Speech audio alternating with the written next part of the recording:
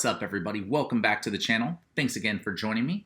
Today, I have a good one for you. We're going to talk about Bitcoin and Ethereum and what it may take for you to be able to retire within the decade. So before we begin, I just want to get one thing out of the way. I am not a financial advisor. I am a guy on the internet. I enjoy investing in both stocks and cryptocurrency. Do your own research. Don't take my advice. This is just for fun, okay? So now that that's out of the way, I imagine that you're here because you're wondering how much Bitcoin or how much Ethereum is it going to take me to be able to retire within the next 10 years? Which is a pretty cool thing that we can even think about that, right? Like that's the number one goal, in my opinion, is to just live your life, man. And these two things can help us do that. So with that being said, I'm going to take you through my presentation here. And we're going to talk a little bit about each of these cryptocurrencies, what their benefits are, and what the cryptocurrency estimate sites are thinking they'll be within the next 10 years.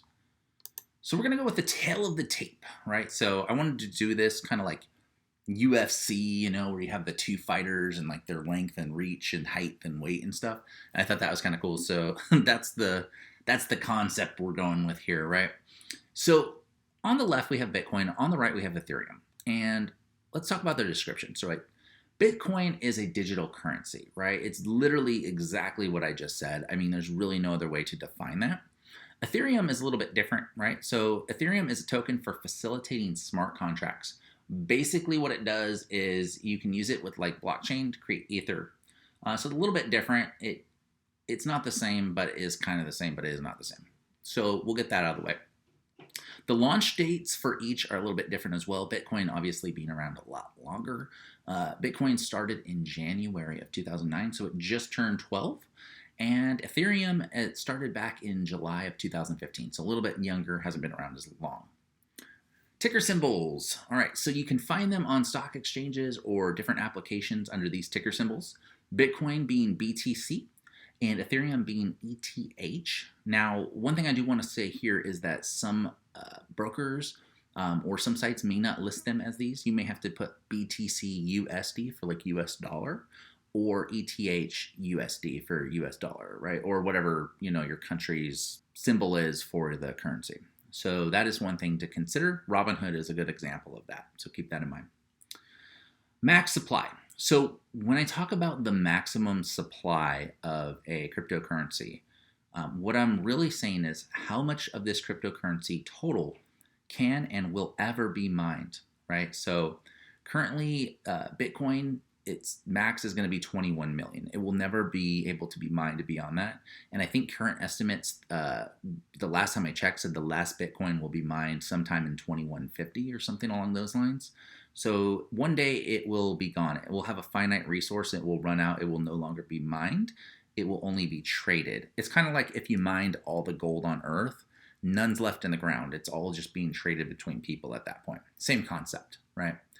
Ethereum's a little different. It doesn't have a max supply. It's just unlimited. You can keep producing it, and it will keep basically being supplied. It'll constantly be supplied, which obviously means that you know, you're going to have an unlimited amount and there's no upper limit. It's just going to keep going and going and going as long as people intend to use it. So something to think about.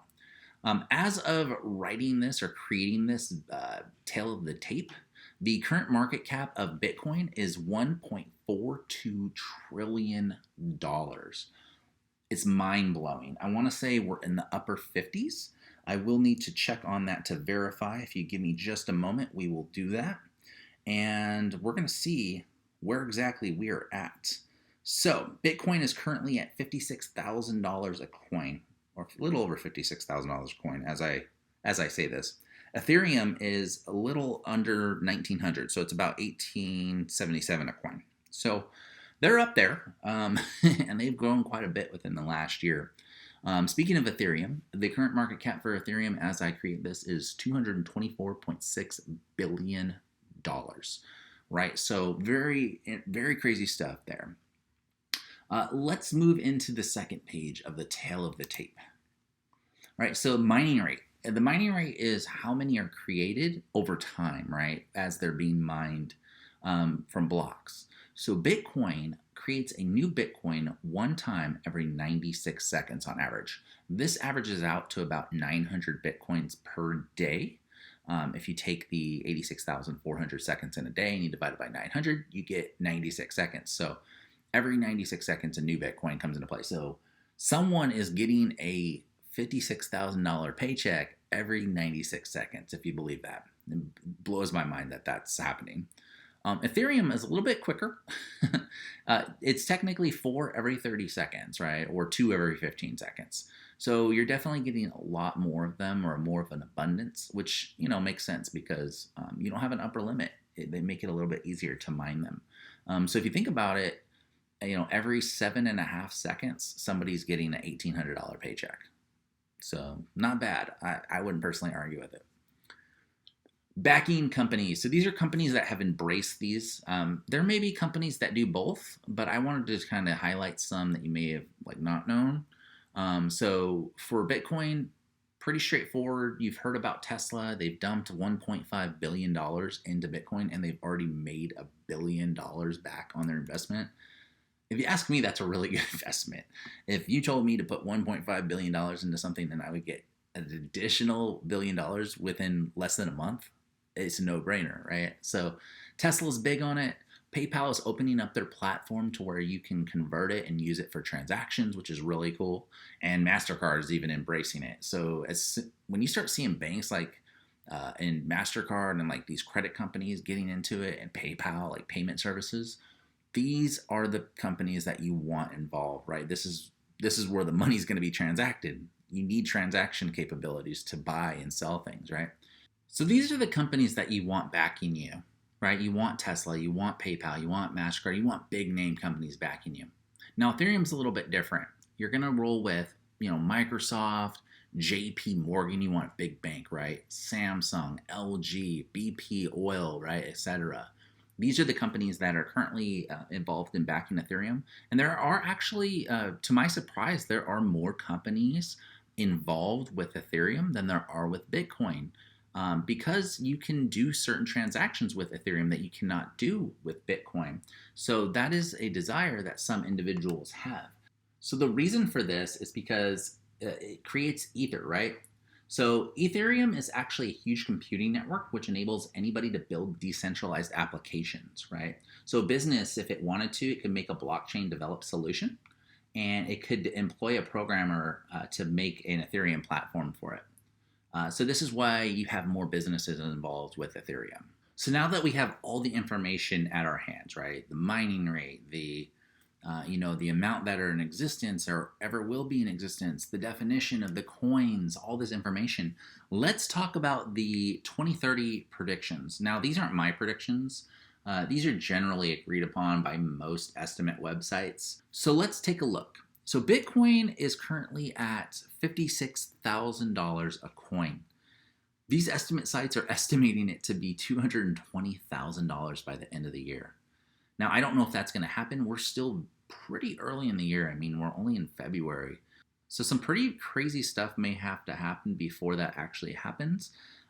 If we do end up at $220,000 of Bitcoin at the end of the year, that will be a 297% increase from the beginning of the year, which is mind-boggling because I already think we're at an insane amount of Bitcoin percentage right now. I think it's shot up. I mean, if you look at the charts on it, it's just through the roof. So I can only imagine how crazy the chart will look by the end of the year if this happens. Ethereum is even crazier because they're talking about it being $11,000 or almost $12,000 by the end of the year, which would basically make it a 530% increase, which if you put your money into it, you're going to get more back. I mean, you can't really argue with that.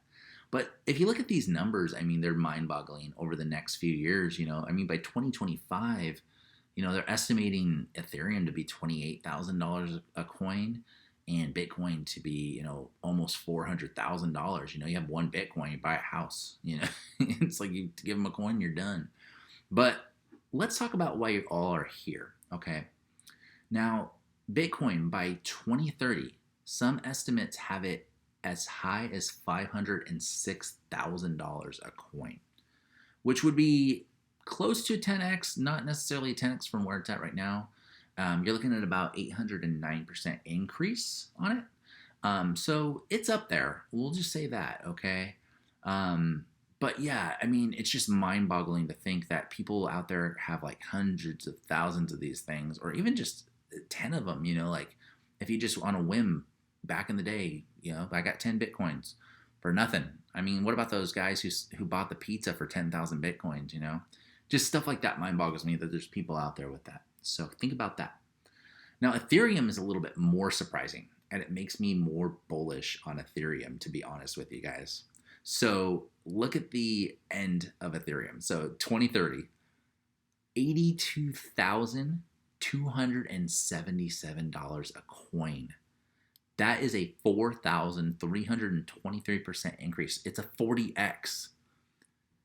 If Ethereum goes up by 40x, that means for every $100 you put in there, you're getting $4,000 back. That blows my mind.